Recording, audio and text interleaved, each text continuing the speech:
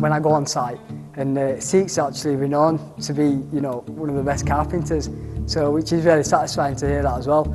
And I mean, yeah, I mean, the way I am is the way I am, and I wouldn't change for anyone, and I wouldn't change, you know, my appearance to get a job or anything like that.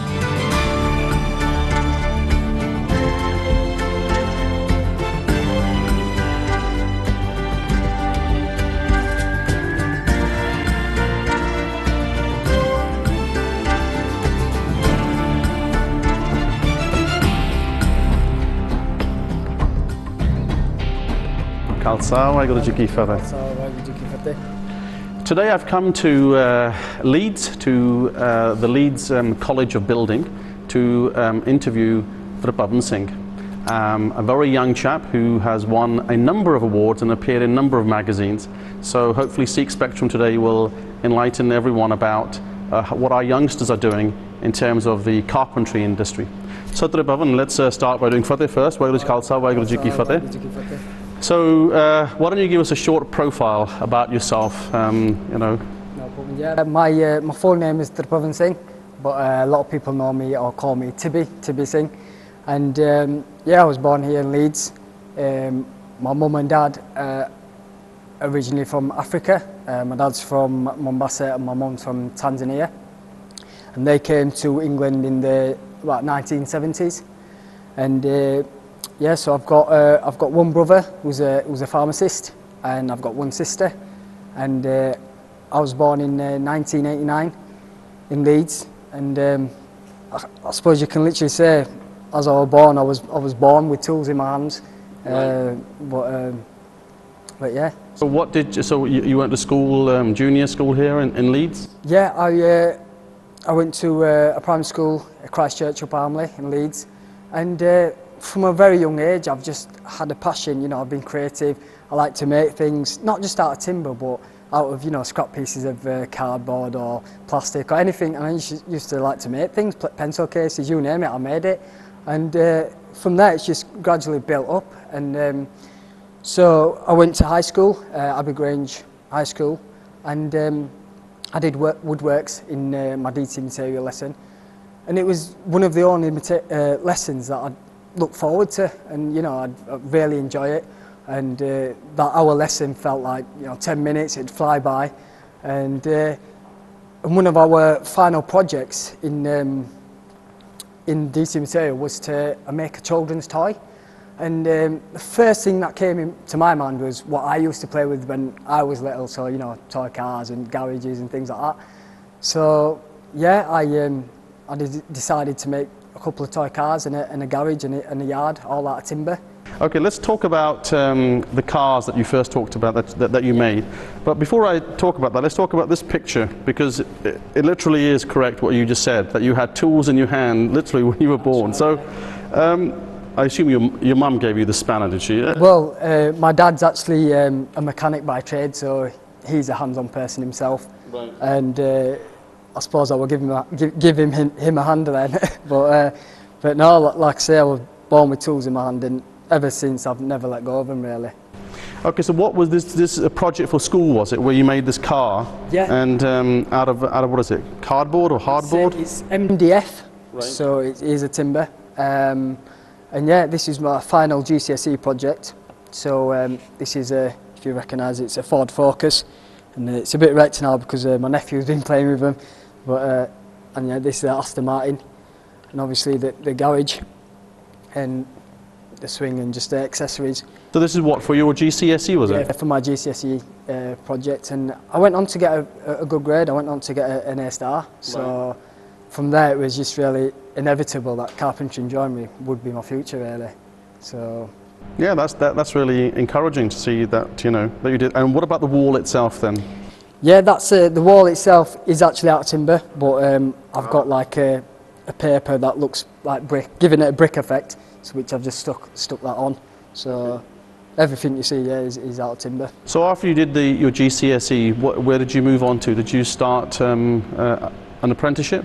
Yeah, well, like I say, I wanted to go into the carpentry and joinery field. I wanted to do an apprenticeship in carpentry and joinery, and you know, with our generation, sometimes our older. So one of the things that a lot of parents push their kids is, you know, become a doctor, become a dentist, and so on. So, did your I mean, your brother's a pharmacist, you said. Yeah. So, did your parents have not an issue, but were they, you know, supportive in you saying, "Okay, become a carpenter"? Oh, definitely, yeah. Because I think it helps. Obviously, my dad coming from a background, you know, hands-on mechanic, and I think he knew exactly where I was coming from. So I had great support from my mum, dad, you know, my family, that if this is what you want to do, you know, they can see.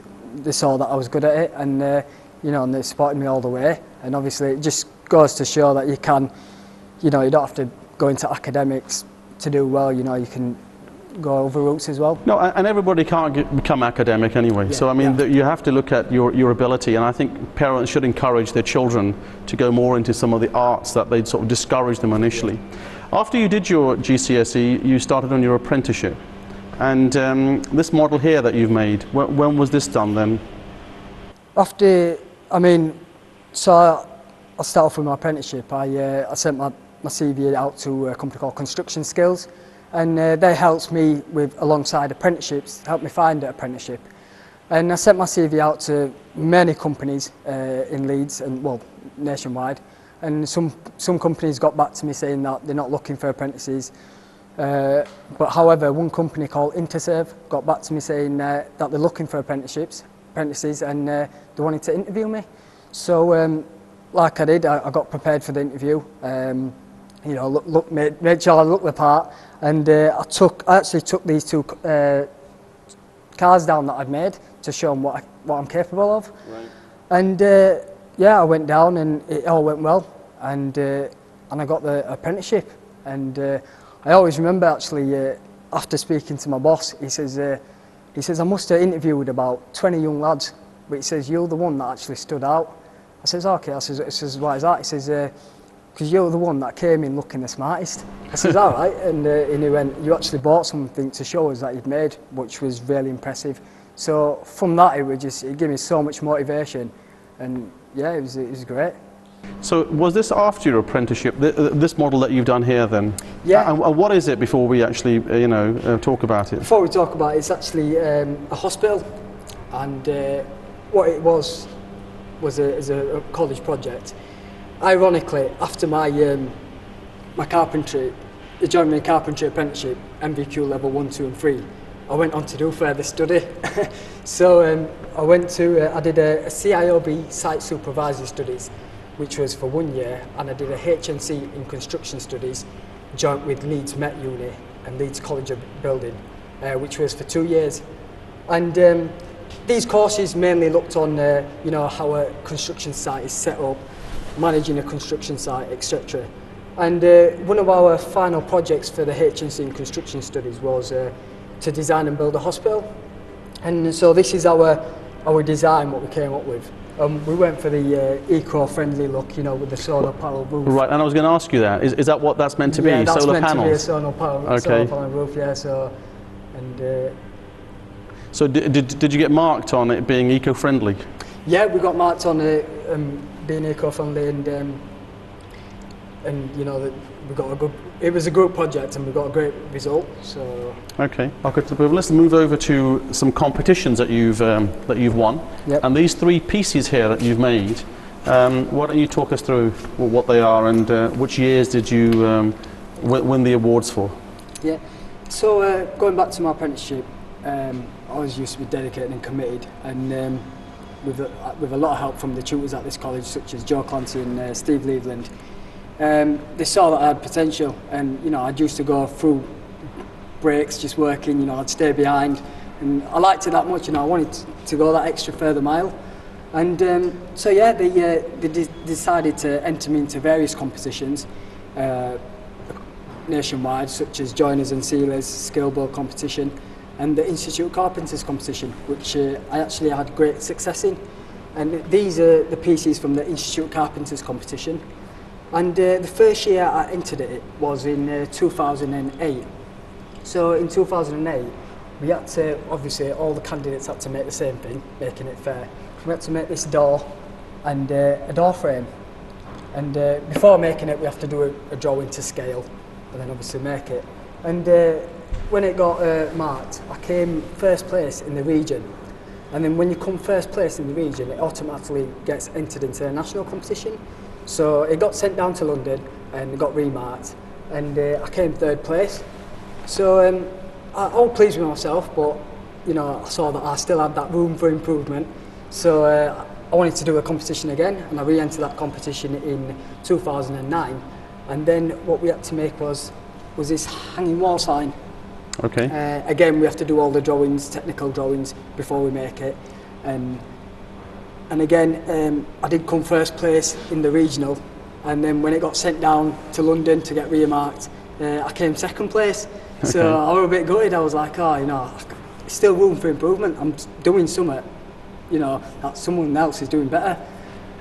So I wanted to do it again, and this is what was my last chance at it, because obviously you've got to be in college to do these competitions. Right. And in 2010 I entered this competition again, and this time we had to make this radiator cover. Okay, And, so that's what this is. I yeah. was wondering whether it was just a showpiece rather than doing anything. So this is covers that you put on radiators. Yeah, it's Traditional, isn't it? It's more traditional, yeah, but I think it's coming back into fashion. People, No, you're more right. people are having it, and I think it Okay. looks nice. So yeah, going back to that, I made that, and again I came first place in the region, and then when it got sent down to London to get remarked, I eventually came first place, and I was chuffed with it. And it just goes to show, you know, if you keep trying, keep pushing yourself, you can achieve, you know, what you believe in. So yeah. It's really nicely done, actually. I've not really looked at woodwork like this, apart from when I was at school, and but I think it's a really nice piece, actually. This piece here, you know, a lot of it's done on the joinery and how smooth it is, I assume. That's what you get it marked for. That's right. So how does this come out, actually, then? So it's on a couple of magnets there. Ah, I see. Okay. It just comes out there. And so everything's drawn to scale, is it? That's also part of the actual marking? Yeah, that's a part of the marking. Everything's drawn to scale. And what actually we do is, once we've drawn it, we actually put the timber members onto the drawing. Right. And get the markings for the joints off the drawing. Okay. That's so that assume how it fits as well. Yeah. Not? 2010 was when you came first in the national awards. Yeah.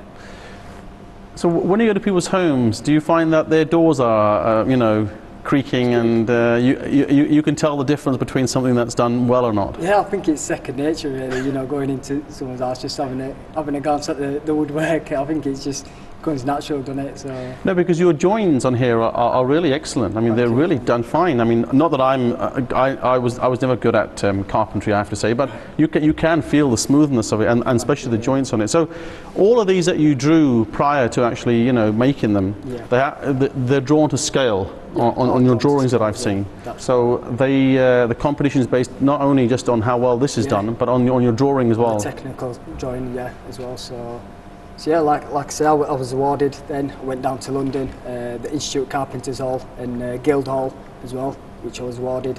And also throughout my apprenticeship, my commitment and dedication was recognised by my tutors, and I was awarded with various other awards, such as the Federation of Master Builders Apprentice of the Year, the CIOB Memorial Shield, the Ferrocrest Shield, and many more, really. So, and I also got an award from my company, Interserve Training Trust Award, which recognises my motivation and dedication. So, and it just really, you know, motivated me, and I wanted to do more competitions, and kind of get addicted to it, you know, all the awards. So, but is that because that's only for colleges? There's no more competitions after that, is there? Or? Yeah, all the colleges, obviously, I've finished my apprenticeship. I'm out of my time now, so there's no more college competitions that I can compete in personally. But whilst I was doing it, I was really enjoying it. Okay, let's move on to this last table about your competitions, because I wanted to talk to you about how you've appeared in the media. Yeah. So, I mean, you're addicted to these competitions, are you? Yeah, I'm addicted to them, yeah. Just want to do more and more and achieve more. So. Okay, so let's look at how you've been portrayed in the papers and magazines. So let's walk over this way then. There's a number of, you know, newspapers that you've appeared in, but this one caught my eye, where they're calling you Carpentry King. Yeah. Did you go down to collect this award then?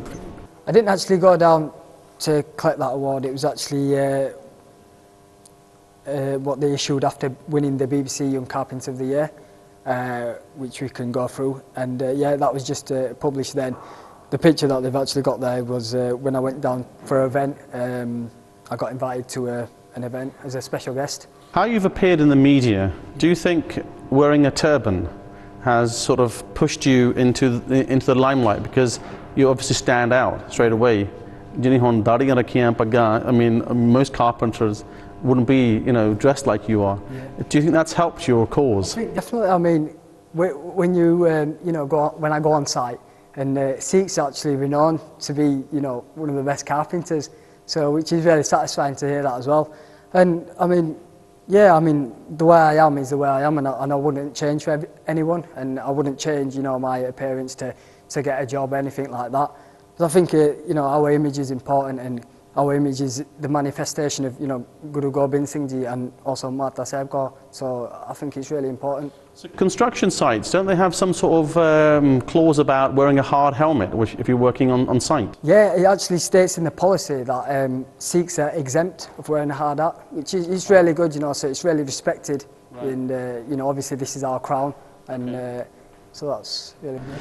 So in the magazines that you've now appeared, from the days that you were an apprentice, do you think that the media has captured you well? I mean, I was surprised at this one, The Secret of My Success, where they've got you promoting apprenticeships. Do they approach you beforehand about advertising or what? Yeah, they approach me. Obviously, they've seen the competitions and awards I've won. And as an ambassador, I got selected as an ambassador through Leeds College of Building. So I work with organisations such as Construction Skills and apprenticeships. And going to schools, business events, talking about apprenticeships and promoting apprenticeships and sharing my story to, the youngsters and hopefully inspiring them. So, they want to, that's why they've used my story in the newspapers and magazines. I think it's a great story because, I think more children should be encouraged to do apprenticeship than do nothing at all. Yeah. I mean, everyone isn't geared up to go to university. Yeah. I mean, some who are better off with their hands and can make things like yourself. Well, I think apprenticeship was, it's the best thing I've ever done, really, because I was earning and learning at the same time. And, rather than going to uni and becoming in debt. And I think people forget that when you leave university, you're going to be in debt. If you're an apprentice, you do start to earn straight away. Is there any negative publicity that you've had, do you think? With a blessing, no, I haven't had no negative publicity. And the Young Apprentice Award or Young Carpenters Award, how did you get into this competition? Yeah, so like I was saying, I got really addicted to competitions, and another competition came up. This was actually a TV competition called BBC's Young Carpenter of the Year. Now, BBC 3 do a programme called Young Talent of the Year, and each year they have 5 categories, so this could be farmers, bakers, etc. And one of the categories that year was carpentry. So I thought, well, I've come first in national, why not go for it? So I filled in my application form, sent my CV to BBC, and they got back to me saying that, out of the whole UK, I got selected into the initial 100. So I kept going, and after that we had to go down to BBC Manchester for an interview with the producer and expert from the field. So I took down my things that I've made, my cars and my portfolio, etc. Give it my best shot, and BBC got back to me saying that I've made it down to the last 20 now. So it was a great feeling again, and we had to go down back to BBC Manchester for this time for a practical competition. And in this competition we had to do various joints, showing our capabilities. And they also asked us questions about, why you wanted to be on this programme. And obviously my response to, I thought it was a brilliant thing that they had this programme showing talents that nobody hears about. And, and I just wanted to be an ambassador to a larger audience. So, and they asked me, why do you think you could win it? And I said, I'd like to think I could win it because, I'm always up for a challenge and I thrive under pressure. So after that, they were going to pick 4 to be on the programme, and I made it down into the final 4. So just to be on the, TV into the final 4 was a great achievement for myself. But I just wanted to, I was more hungry that I wanted to win it. So, the competition was actually held in Suffolk, over a few days, and we were given various challenges. The first challenge that we was given was we had to install skirting around a maze, which imitated a wall. So it tested our basics joinery skills, cutting angles, and we all had to do it by hand. So we weren't allowed to use power tools, which is it's quite difficult because in the modern era now we're used to using power tools. Everything's done by power tools. So we did that, and it was more of a warm-up challenge and no one was eliminated after that challenge.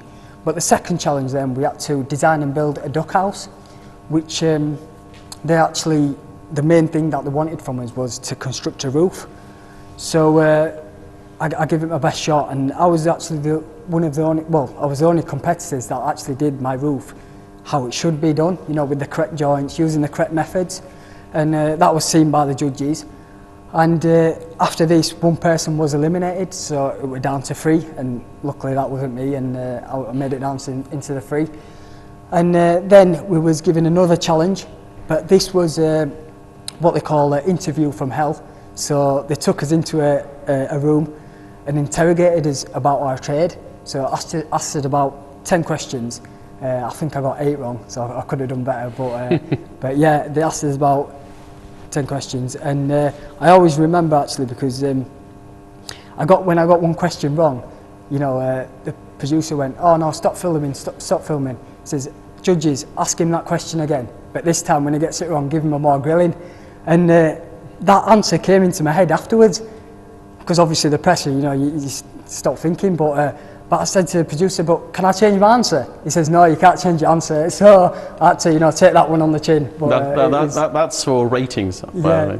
But where did you come in that competition then? Actually, the final challenge was, I made it into the final 2, and the final challenge was to fit a kitchen in just 3 hours. And we were sweating before the challenge even began. Just in 3 hours it's not a long time to fit a kitchen. And I gave it my best shot, and the judges liked it, that our methodical approach. If I were doing the units, I'd stay on the units. If I were doing the worktop, I'd stay on that. And yeah, I went on to become the Young Carpenter of the Year. So it was a fantastic achievement and a great achievement, and it just shows, if you keep trying and work hard. I remember that when I used to do my projects and things, I used to go 2-3 days without sleep, and it just shows that if you put your hard work into it. I think that's a great story. Yeah. That whole, how you've stuck with it, you've persevered, and haven't given up.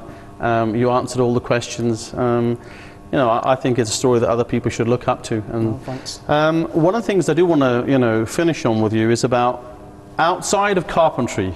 You must be doing something else. So what's your hobbies then? Yeah, well, I like to get involved in sports as well, and I've actually played for Yorkshire County and North East England in hockey, and I've also played high-level football. I've played for Farsley Celtic, which is actually in the Conference League. So I think it just goes to show that you can, with your parents, you can, go fine, whatever you do, even in sports, and with the good we have, as well. I mean, when I used to play, I used to just put a sweatband on it or something like that. So it's you don't have to change your parents to get anywhere. I think that because one of your pictures in the Sikh Sport UK has you. This is not you playing. I assume you gave a talk here, did you? Yeah, I was invited as a guest. Like I say, after winning the competitions, I've been invited, to colleges, schools to do talks about my achievement and to inspire the youth. And I always remember actually because I went to a college in Rotherham to do a talk about my success, and a lot of lads had seen this competition. And one kid came up to me and congratulated me, and he says, "You actually inspired me to do carpentry and join me." And from that, coming from a youngster, it put a smile on my face, and that had made an impact to someone's life. Okay, well, we've nearly come to the end of the interview. Is there anything that you want to say to the Sikh Channel viewers, or that we haven't captured, maybe? Well, I'd just like to thank Sikh Channel, for their support, and I'd like to thank Bubble Media TV for their support, who did the promotional video before the programme, and Leeds College Building, my company Interserve. I'd like to thank Festool for sponsoring me, and Apprentice Builder magazine, who are also sponsoring me also, and most grateful, obviously, God, you know, has given me this gift. So yeah. Yeah, I think it's great. I think your story is, you know, one that I think Sikh channel viewers will enjoy. Thank you. And I hope that, you know, you're an inspiration to other youngsters. Thank you. I mean, you're very young to have achieved all this at the moment. Thanks. And I think you've got, you know, a long way to go. So I hope that the Sikh channel viewers on watching Sikh Spectrum enjoyed this show of ours. So let's do Fateh together. Waheguru Ji Ka Khalsa, Waheguru Ji Ki Fateh.